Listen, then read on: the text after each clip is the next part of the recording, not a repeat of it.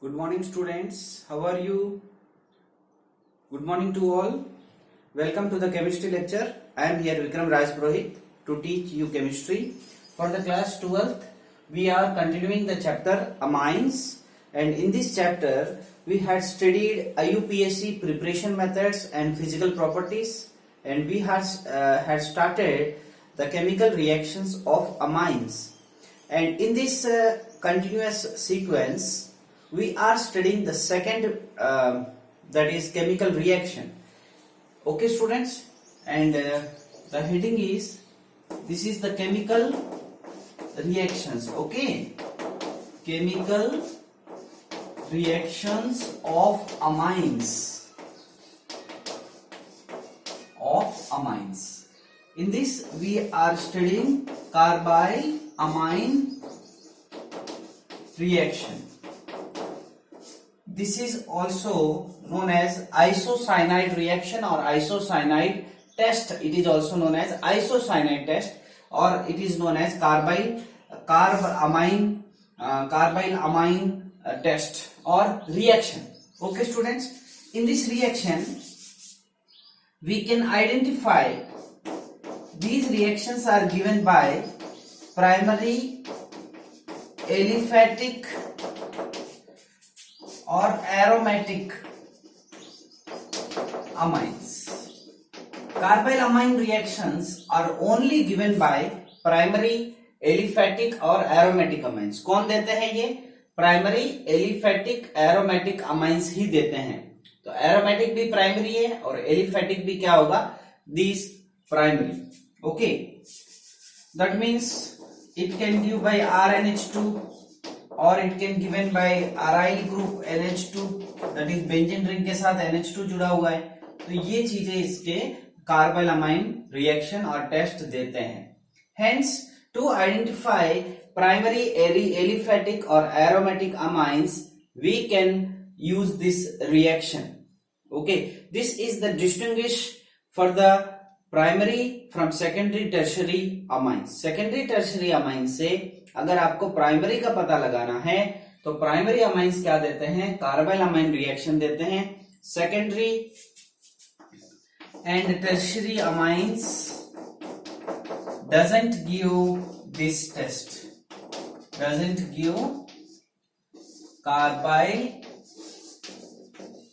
Amine test or reaction. It is also known as isocyanide. क्यों कहते हैं? अभी रिएक्शन देखते हैं. isocyanide टेस्ट नहीं देते. देखो, हमने एग्जांपल लिया RNH2. ठीक है, this RNH2, that is the primary aliphatic or aromatic amine, is reacted with chloroform in the presence of ethanolic KOH. In the presence of ethanolic KOH. Okay, this is chloroform. It is reacted with chloroform and with ethanolic KOH. Okay, students, and here the product will formed is isocyanide. The product formed is isocyanide plus KCl plus water. Okay, students. Hence, because of the formation of this isocyanide, this test is known as isocyanide test, and isocyanides are foul smelling liquids. These are foul smelling liquids. Hence, by this smell we can identify the formation of isocyanides.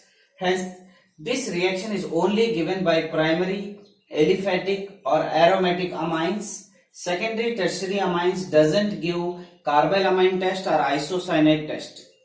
Hence, this is the distinguished method of primary from secondary and tertiary amines. Okay, students, this is very important reaction. Note this reaction. Note this reaction. Okay, this reaction is very important.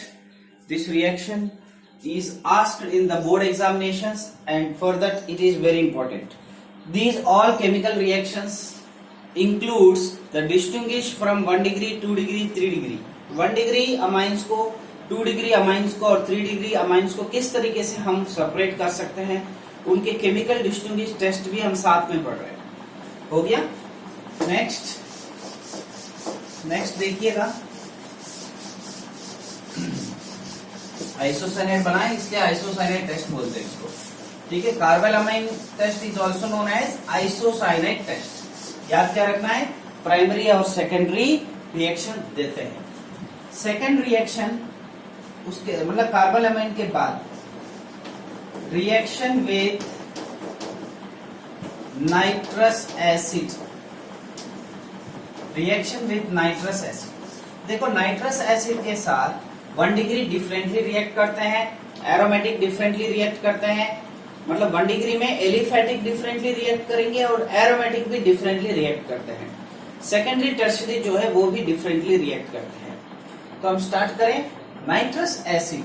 देखो students, nitrous acid का मतलब क्या होता है, ये होता है nitrous acid HNO2। अब ये HNO2 कहां से बना है, ये बनता है NaNO2 सॉलिड सोडियम नाइट्राइट। क्या है ये सोडियम नाइट्राइट है स्टूडेंट्स, सोडियम नाइट्राइट लेना है आपको। फिर ये लेना है HCl लेना है आपको, हाइड्रोक्लोरिक एसिड। ये दोनों लेंगे तब आपको क्या बनेगा, HNO2 गैस बनेगा। इसको बोलते हैं नाइट्रस एसिड, ठीक है। तो देखो क्या बनेगा, कैसे करना है ये रिएक्शन। तो सबसे पहले मैं बात कर रहा हूं प्राइमरी एलिफेटिक अमाइंस ले रहा हूं, ठीक है। प्राइमरी एलिफेटिक अमाइंस में ले रहा हूं, सबसे पहले ये ले रहा हूं।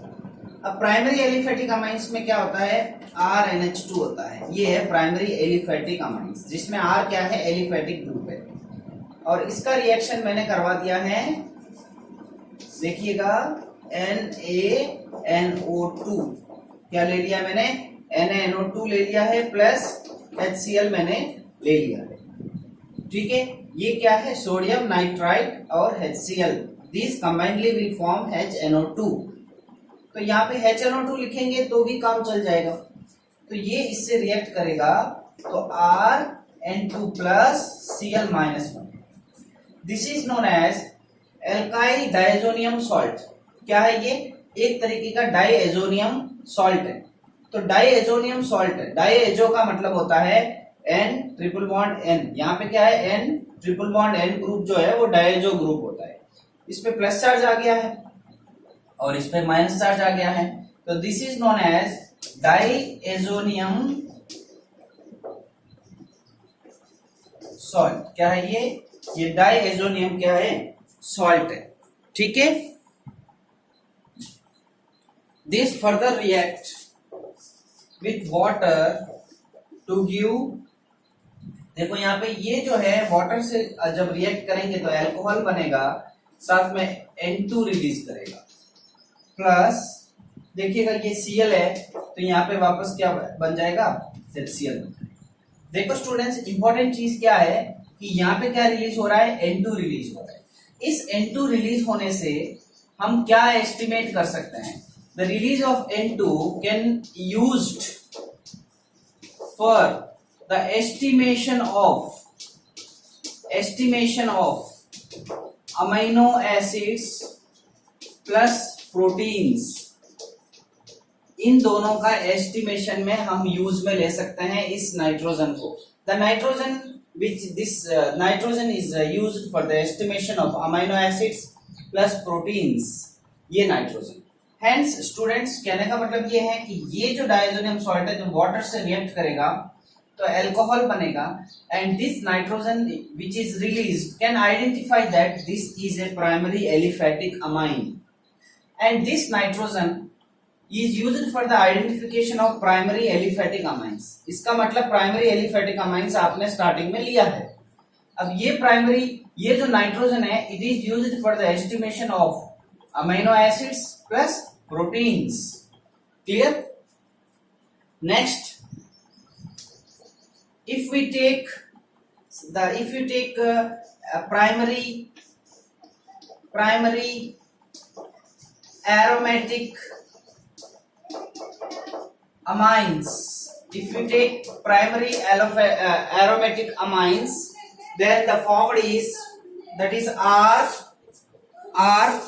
NH. We will take aromatic, this R is aromatic, तो हम एक काम करते हैं C6H5 ले लेते हैं, NH2 मैंने ले लिया है, प्लस HNO2 से रिएक्ट कर रहा हूं, ठीक है। अब ये कैसे बना, आपने लिया था NaNO2 प्लस HCl से ये बना, ठीक है। जब आप एरोमेटिक लेते हो तो टेम्परेचर 273 केल्विन आपको रखना है, तो मैं यहाँ लिख रहा हूं लो टेम्परेचर पे ये रिएक्शन होता है। तो यहाँ पे क्या बनेगा, C6H5 N2 plus Cl minus, देखो डायजोनियम सॉल्ट आपका बन जाएगा, ठीक है। तो ये डायजोनियम सॉल्ट जैसे ही बनेगा तो इसका कलर चेंज होगा और इससे हमें पता चलेगा कि ये क्या है, प्राइमरी एरोमेटिक अमाइंस, ठीक है स्टूडेंट्स। नेक्स्ट, तो ये हो गया primary aliphatic, primary aromatic amines, ठीक है। और नीचे एक पॉइंट लिखिएगा, secondary and tertiary amines react differently with nitrous acid. They react differently with nitrous acid. They react very differently. They are different from these reactions. They will not form this diazonium salt. Okay, they will directly give some test that will be identified for the secondary and tertiary amines. देखिएगा next, this is the reaction with nitrous acid. Next reaction, this is the test for primary, secondary and tertiary.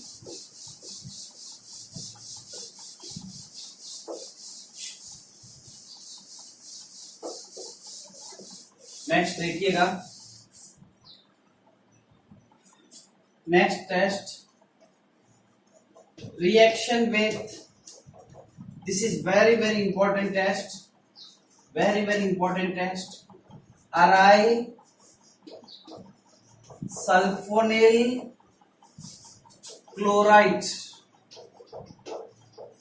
aryl sulfonyl chloride। Students, aryl sulphonyl chloride, aryl sulphonyl chloride का मतलब आप इसकी जगह, aryl की जगह benzene ले सकते हो, कोई भी एरोमेटिक ग्रुप ले सकते हो, ठीक है। तो देखिएगा, aryl sulphonyl chloride, aryl sulphonyl chloride की जगह अगर हम बेंजीन सल्फोनिल क्लोराइड अगर मैं ले लूं तो इस रिएजेंट का नाम है हिंसबर्ग रिएजेंट, ऐसा आएगा बीच में, Hinsberg reagent. This is known as Hinsberg reagent, इसको हिंसबर्ग रिएजेंट बोलते हैं। क्या बोलते हैं, हिंसबर्ग रिएजेंट बोलते हैं। देखो ये हिंसबर्ग रिएजेंट का स्ट्रक्चर कैसे होता है, बेंजीन बना दिया, देखो ये बेंजीन बना दिया और ये S double bond O Cl, this is known as Hinsberg reagent benzene sulfonyl chloride. ये इसको ऐसे भी लिख सकते हो, C6H5 S double bond O Cl, ठीक है। This is Hinsberg reagent. Start करें। अब आपको एक चीज बताता हूं, यहां पे लिखिएगा 1 डिग्री 2 डिग्री अमाइंस, चाहे वो एरोमेटिक हो चाहे कोई भी हो, gives this test, but 3 degree amines doesn't give. 3 degree amine test नहीं देते हैं, लेकिन 1 डिग्री 2 डिग्री अमाइंस ये टेस्ट देते हैं। कौन सा, हिंसबर्ग रिएजेंट के साथ रिएक्ट करते हैं। देखो सबसे पहले मैं एग्जांपल ले रहा हूं, this is Hinsberg reagent plus I am reacting this Hinsberg with C2H5 and H2, clear. अब देखिएगा ये वाले जो ग्रुप है, this will attack on this sulphur this oxygen is bond, or this bond is broken, it goes to the oxygen O minus. देखो यहाँ पे क्या बनेगा, C6H5S, S के साथ क्या जुड़ गया, Cl तो है ही है, डबल बॉन्ड O है, O माइनस है, इसके साथ क्या जुड़ गया, NH, ये यहाँ पर आ गया, NH, hydrogen hydrogen plus charge C2H5, ये बन गया। अब इसके साथ देखो Cl भी तो है, अब यहाँ पे क्या बन गया, Cl बन गया, ऑलरेडी है। अब देखिएगा ये यहां जाएगा और ये Cl बाहर निकल जाएगा, तो इसका क्या बनेगा, C6H5S double bond O N, hydrogen hydrogen plus charge है C2H5। अब ये जो है बॉन्ड है ये ब्रेक होगा और ये चला जाएगा, ये एक हाइड्रोजन अगर चला जाए इलेक्ट्रॉन देकर, तो फाइनल प्रोडक्ट आपका क्या बनेगा, C6H5S double bond O N, hydrogen C2H5, this one is the final product.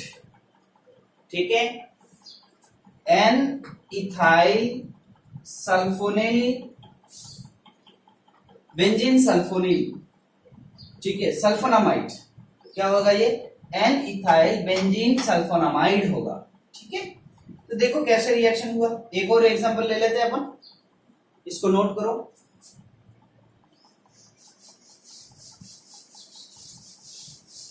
Second example, उसमें भी आपको समझ में आ जाएगा।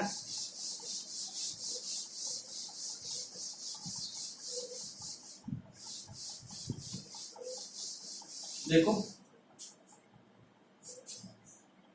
C6H5S double bond O Cl plus C2H5NH C2H5। ठीक है, देखिएगा ये इसका अटैक इस पे होगा, ये इलेक्ट्रॉन। अब देखो इसको थोड़ा डिफरेंटली पढ़ लेते हैं, ये O माइनस हो जाएगा, सही बात है। अब O माइनस वापस जाकर कौन बाहर निकलता है, Cl बाहर निकल जाता है, तो हम डायरेक्टली बना दें। देखो C6H5S डबल बॉन्ड O, क्योंकि Cl बाहर निकल गया, क्योंकि O माइनस वापस जाकर Cl को बाहर निकाल दिया, NH, इसके पॉजिटिव आएगा C2H5। अब ये इलेक्ट्रॉन देकर H प्लस चला जाएगा,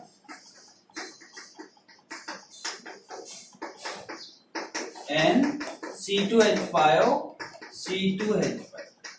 ये होगा फाइनल प्रोडक्ट। ठीक है, तो देखो जब तक ये हाइड्रोजन है, हाइड्रोजन देगा और H प्लस चला जाएगा, और नाइट्रोजन है उसके पास वापस अपने लोन पे आ जाएंगे। अगर ये हाइड्रोजन है ही नहीं है, जैसे कि किस में नहीं है, देखो देखो ये वाला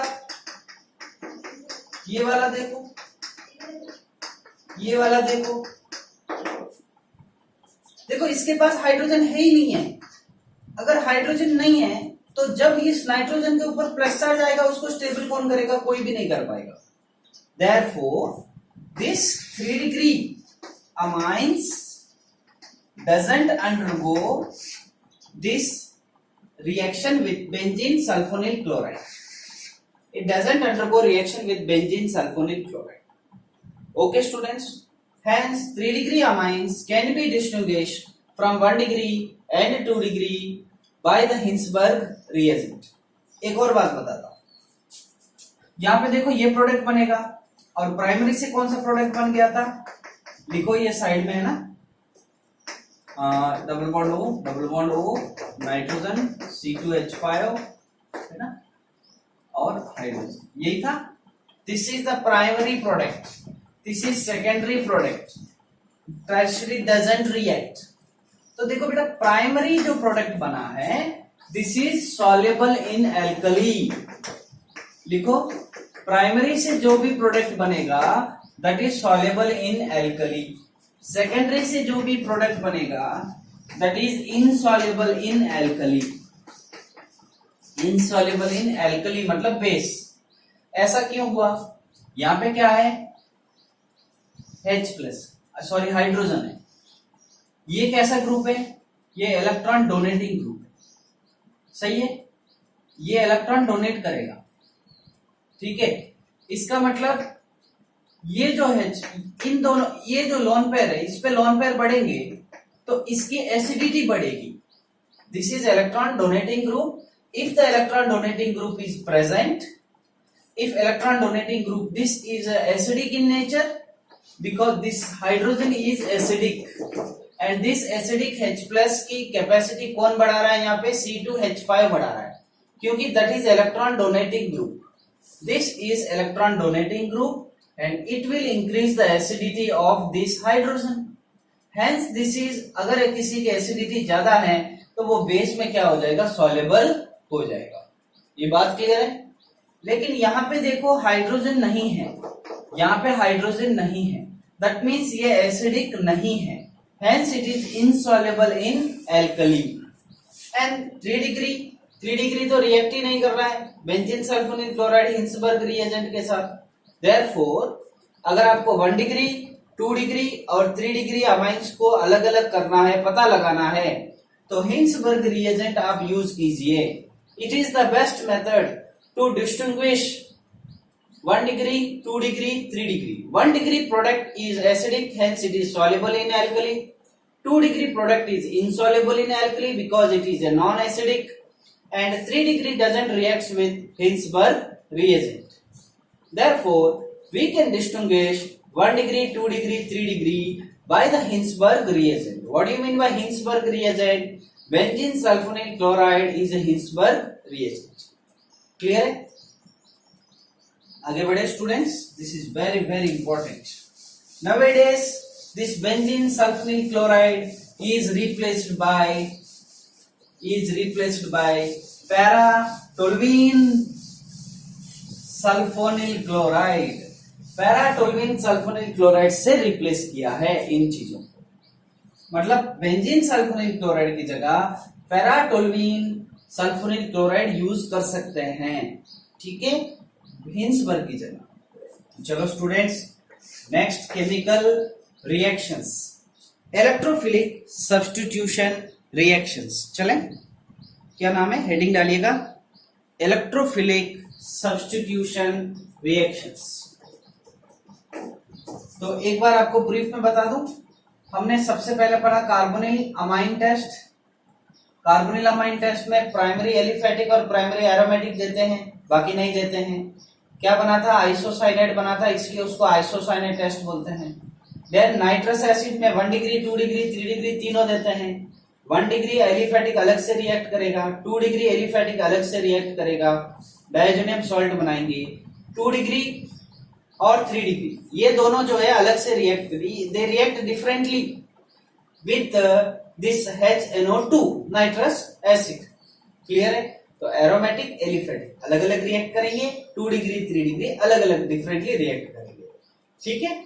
नाइट्रोजन N2 कहां बना था, प्राइमरी एलिफेटिक में N2 बना था, that is used for the estimation of amino acids and proteins. उसके बाद हमने देखा हिंसबर्ग रिएजेंट। नेक्स्ट देखो, electrophilic substitution reactions. These are very very important reactions। यहाँ पे बहुत ही इंपॉर्टेंट है ये चीजें। सबसे पहले पढ़ लेते हैं हैलोजिनेशन। क्या पढ़ लेते हैं, हैलोजिनेशन पढ़ लेते हैं। हम हैलोजिनेशन में ब्रोमिनेशन पढ़ लेते हैं। क्या पढ़ लेते हैं, ब्रोमिनेशन, ठीक है। देखो मैंने ले लिया है एनिलीन। क्या ले लिया है, एनिलीन, इसको बोलते हैं एनिलीन। अब इस एनिलीन को Br2 एक्सेस में लेकर रिएक्ट कर रहा हूं, और यू कैन टेक 3Br2, इसी को एक्सेस बोलता है, ठीक है। अब मैं यहाँ पे एरो लगा दिया और यहाँ पे देखो, ये लेने के लिए आपको ब्रोमीन वाटर लेना पड़ेगा। इसको बोलते हैं ब्रोमीन वाटर। क्या बोलते हैं? ब्रोमीन वाटर बोलते हैं। लैब के अंदर बॉटल पड़ी रहती है, ब्रोमीन वाटर। जब ये लेंगे तो आपका जो प्रोडक्ट है वो क्या बनेगा? This are ortho para directing, Br और Br। क्या होगा ये? देखो 2, 4, 6 ट्राई ब्रोमो, क्या होगा? एनिलीन। 2, 4, 6 ट्राई ब्रोमो एनिलीन होता है। और ये व्हाइट पीपीटी है। This is in the form of white PPT. जब बने तो ये आपको पता चल जाएगा कि 2, 4, 6 ट्राई ब्रोमो एनिलीन बना। तो this is the product which is formed when you brominate by using 3Br2, that is bromine water. It is clear? अब देखो, हम एक काम करते हैं, सर मुझे ये तीनों ऑर्थो पैरा अलग अलग चाहिए, मतलब मोनो सब्स्टिट्यूटेड ब्रोमिनेशन चाहिए आपको, मोनो सब्स्टिट्यूटेड हैलोजनेशन चाहिए, आपको ब्रोमिनेशन चाहिए। मतलब आपको एक ऑर्थो प्रोडक्ट चाहिए, आपको एक पैरा प्रोडक्ट चाहिए जिसमें पैरा मेजर है, क्योंकि स्टेबिलिटी ज्यादा है। ऐसा प्रोडक्ट सर कब बनेगा? ऐसा प्रोडक्ट बनाना बहुत ही मुश्किल है इस टेक्निक से, इस रिएक्शन से। इसलिए हम क्या करते हैं? एसिड एंड हाइड्राइड यूज करते हैं। और देखो क्या होता है, देखो इसी में है ना, इसी में। चलो हम यूज करते हैं एसिड एंड हाइड्राइड। और क्यों यूज करते हैं? क्योंकि NH2 ग्रुप जो है that is activation group. NH2 group is activation group, उसके पास लोन पेयर है, आसानी से रिएक्ट करेगा। ठीक है, तो उस NH2 को, उसकी रिएक्टिविटी को कम करने के लिए और हमें जो चाहिए प्रोडक्ट्स मोनो सब्स्टिट्यूटेड बनाने के लिए, हम क्या करेंगे देखिएगा। तो आप इससे पहले एक सेंटेंस लिख सकते हैं या बाद में मैं लिखवा देता हूं। देखो ये ले लिया एनिलीन, अब मैं रिएक्ट कर रहा हूं CH3CO taken twice O। This is acid and hydride, acid and hydride. Clear है? अब देखो क्या बनेगा, ये जो है इस अमोनिया से रिएक्ट करेगा, NHCOCH3। ठीक है, अब इसमें क्या हो रहा है, इसका रिएक्शन हम करेंगे Br2 से और साथ में लेंगे CH3COOH, मतलब एसिटिक एसिड वाला Br2 जो है इसमें डिसॉल्व किया हुआ। अब हमारा जो प्रोडक्ट बनेगा वो बनेगा NHCOCH3। अब ये Br2 पैरा प्रोडक्ट बना लेते हैं, और तो भी बनेगा लेकिन पैरा क्या है, मेजर प्रोडक्ट है। अब इसका हम हाइड्रोजनेशन करेंगे, हाइड्रोलाइसिस करेंगे, तो ये ऊपर वाला जो है वो हट जाएगा और आपको ये वाला प्रोडक्ट बन जाएगा। देखो मोनो सब्स्टिट्यूटेड बना दिया आपने। सर ऐसा क्यों किया कि आपने यही क्यों लिया और ये क्यों लेना है? क्योंकि देखो बेटा, जब ये इसमें डायरेक्टली आप इससे रिएक्ट करेंगे तो ये तीनों वाला प्रोडक्ट बनेगा, Br प्रोडक्ट बनेगा, लेकिन मोनो सब्स्टिट्यूटेड नहीं बनेगा। ऐसा बनाने के लिए हमें क्या करना पड़ेगा कि इसकी एक्टिविटी को रोकना पड़ेगा। अगर इसकी एक्टिविटी को रोकेंगे तो इससे रिएक्ट करके इसके देखो, अब देखो इसका एक्टिविटी को कैसे सर रोका आपने। देखो मैं नाइट्रोजन बना रहा हूं, इसके साथ क्या है, नाइट्रोजन के साथ हाइड्रोजन है, यहाँ पे क्या है C+O और क्या है CH3। अब देखो ये हाइड्रोजन भी हटा दे रहा हूं, इसके ऊपर लोन पेयर होते हैं, ये आपको पता है, तो लोन पेयर चले गए, ये इलेक्ट्रॉन यहाँ चले। तो इसका रेजोनेंस कैसे बनेगा, N+ डबल बॉन्ड CO, ये बन जाएगा। देखो ये रेजोनेंस बना। सर ऐसा रेजोनेंस बनने से होगा क्या? ये जो रेजोनेंस बना है इससे क्या होगा, ये जो लोन पेयर से, देखो किसी को ये लोन पेयर को आपने बिजी कर दिया, किसमें, रेजोनेंस में। ये लोन पेयर कहां चले जाएंगे, रेजोनेंस में चले जाएंगे। अब ये लोन पेयर किसी से रिएक्ट करने के लिए फ्री नहीं है, यस या नो? मतलब ये पहले फ्री थे, लेकिन इन लोन पेयर्स को आपने रेजोनेंस में इन्वॉल्व किया। क्या यूज किया आपने? ये वाला यूज किया, इससे ये बना, इसके अंदर ये रेजोनेंस हो रहा है, जिसके अंदर लोन पेयर्स जो है वो फ्री नहीं है, they are involve in the resonance. Hence we are deactivating this group by taking this and involving the lone pairs of the nitrogen in the resonance. Hence, by deactivation of this group, we can form monosubstituted bromine. It is clear? Next, second reaction of electrophilic substitution, that is nitration. जिसमें हम 3 reactions पढ़ेंगे, ठीक है? I hope you understand this concepts, आपको समझ में आ रहे हैं। सेकंड देखो, नाइट्रेशन देखिएगा। देखो स्टूडेंट्स, नाइट्रेशन देखो, नाइट्रेशन जब आपने किया तो देखो NH2 आपने यूज किया, HNO3 सल्फ्यूरिक एसिड कॉन्सेंट्रेटेड, तो हमारा ये प्रोडक्ट बना है वो आपके बन गया NO2, और तो NO2 पैरा NO2 मेटा, तीनों बन गया, और पैरा जो है वो मेजर बनेगा। ये क्या बनेगा? मेजर प्रोडक्ट बनेगा। सर ये तीनों एक साथ बनेंगे? यस, ये तीनों ही बनेंगे, क्योंकि ऑर्थो पैरा जो है वो इस ग्रुप का ऑर्थो डायरेक्टिंग और पैरा डायरेक्टिंग के वजह से बनता है, और जो मेटा प्रोडक्ट बनेगा वो किस वजह से बनेगा? वो यहाँ पे इसका इंटरमीडिएट है जिसका नाम है एनिलीनियम आयन। एनिलीनियम आयन आपको पता हो, तो जब एनिलीन ने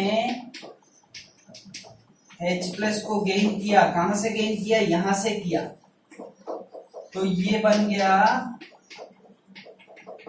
क्या बन गया? NH3+ बन गया। यस या नो? ये लोन पेयर इसको ले लेंगे तो ये बनेगा, जिसका नाम क्या है? एनिलीनियम आयन है। And this anilinium ion is Meta directing, ये मेटा डायरेक्टिंग ग्रुप है, इसलिए ये क्या बनेगा? ये प्रोडक्ट बनाएगा। और ये प्रोडक्ट किस वजह से बने? इसके वजह से बने, और इसके वजह से क्या प्रोडक्ट बनाए? मेटा प्रोडक्ट बनाए, और तीनों बनेंगे। तीनों में ज्यादा डिफरेंस नहीं होता है, सबसे ज्यादा 51% बनेगा मेजर प्रोडक्ट, पैरा प्रोडक्ट। अब स्टूडेंट सपोज आपको क्या करना है, आप चाहते हैं कि नहीं सर हमें तीनों प्रोडक्ट एक साथ नहीं चाहिए, हमें तो अलग अलग चाहिए, हमें मेटा प्रोडक्ट भी नहीं चाहिए, तो कोई दिक्कत नहीं है, वो भी हम बना सकते हैं। देखो ये है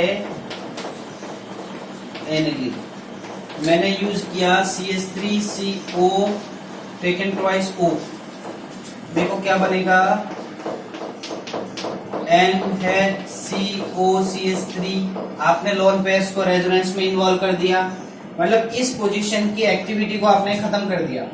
अब मैं यूज कर रहा हूं HNO3 H2SO4, तो आपका सिर्फ एक ही प्रोडक्ट बनेगा, ठीक है? इसके साथ हाइड्रोलाइसिस भी साथ में करवा रहा हूं, तो ये हो गया, और हमने यह बना दिया NO2 ग्रुप, फाइनल हो गया। क्या नाम है इसका? पैरा नाइट्रो एनिलीन, और इसका नाम क्या है? एसिटेनिलाइट, इसका नाम है एसिटेनिलाइट। क्या नाम है? एसिटेनिलाइट। स्टूडेंट्स ये हैं आपका मोनो सब्स्टिट्यूटेड नाइट्रो ग्रुप। अब हम सबसे लास्ट पढ़ने वाले हैं सल्फोनेशन। इस चैप्टर का लास्ट रिएक्शन है सल्फोनेशन। देखो मोनो सब्स्टिट्यूटेड बहुत ही इंपॉर्टेंट, आपको बिल्कुल प्रैक्टिस करना है, 100% एग्जाम में आएगा। सल्फोनेशन, सल्फोनेशन का मतलब SO3H ग्रुप ऐड करना। देखो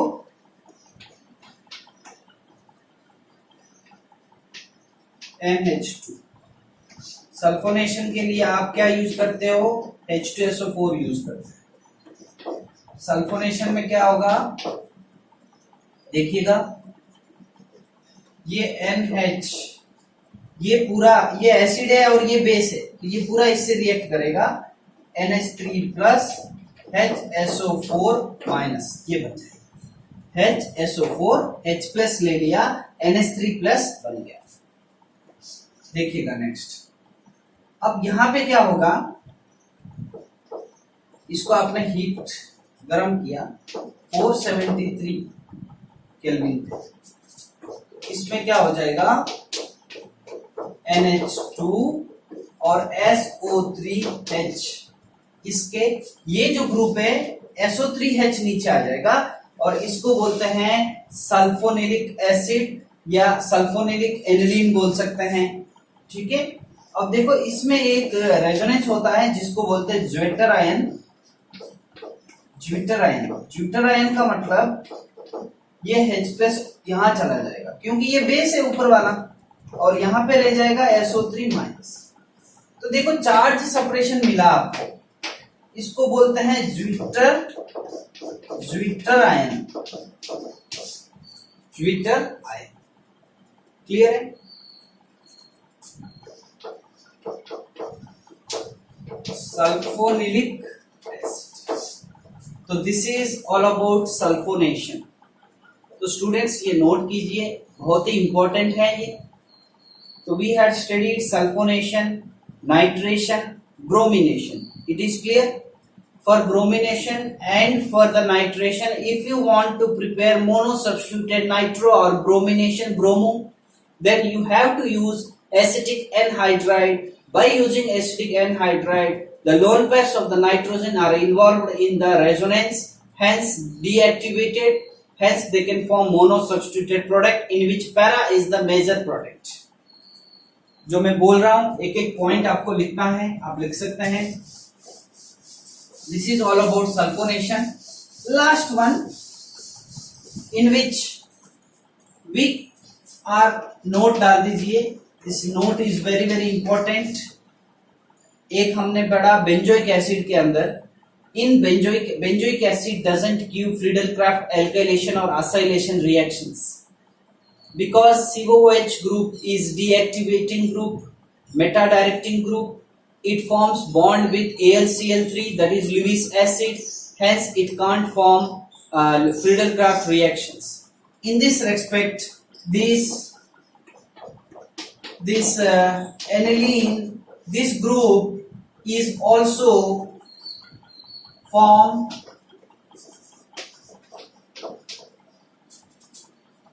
bond with Lewis acid like AlCl3 etc. AlCl3, ZlCl2, FeCl3, these are Lewis acids. Lewis acid के साथ ये क्या करेंगे, बॉन्ड बनाएंगे और सॉल्ट बनाएंगे। बॉन्ड बना के क्या बना देंगे, सॉल्ट बना देंगे। ये और ये मिलके क्या बना, ये बेस है और ये एसिड है, दोनों मिलके क्या बना देंगे, सॉल्ट बना देंगे। Hence this NH2 group is deactivated by forming the salt with Lewis acid in case of Friedel-Crafts alkylation and Friedel-Crafts acylation. उन रिएक्शंस में ये यूज करना बहुत ही इंपॉर्टेंट है, ये यूज करना पड़ेगा as a catalyst. These are used as a catalyst in Friedel-Crafts alkylation and acylation, and this catalyst will form a salt with this NH2 group. Hence NH2 group is deactivated. Hence they doesn't give Friedel-Crafts and Friedel-Crafts acylation and alkylation reactions. It is clear? In respect of this one also, देखो दोनों का reason एक ही है, बहुत ही important है, most important है। This also bonded with AlCl3 Lewis acid which acts as a catalyst in Friedel-Crafts, and this is deactivated. Hence they doesn't give this Friedel-Crafts reactions. ये दोनों में रीजन एक ही है और ये दोनों ही ऐसे होते हैं। वेरी इंपॉर्टेंट, ठीक है। अब देखो नाइट्रेशन एक ऐसा, एनिलीन का जो नाइट्रेशन हमने किया उसमें तीनों प्रोडक्ट हमने बनाया, ortho, meta, para. Para product is the major product. Meta is formed by the anilinium ion intermediate. It is clear? Ortho, meta, para, तीनों ही प्रोडक्ट पूरा चैप्टर के अंदर केमिस्ट्री में 12th में कहां बनता है? सिर्फ दिस नाइट्रेशन ऑफ एनिलीन में बनता है, जिसमें why it is formed meta product? Because it is formed by anilinium ion. Okay, anilinium ion is having two resonance structures. It is not so stable than aniline because aniline is having 5 resonance structures. These all are we had studied further in last classes. Okay, students, this is the all about the chapter amines. Remaining is deleted. That is diazonium salt and its reactions. Okay, students, and the uses of amines, very last topic. Amines are used for different paints, and they are used as solvents, they are used as bases. Okay, they are used for the test to prepare different cosmetics, etc. Okay, so students, this is all about the chapter amines. Please go through the chapter. It is very small and interesting chapter which may score you good marks. Thank you, students. Have a nice day. We will meet in the next video lecture with a new chapter. Thank you.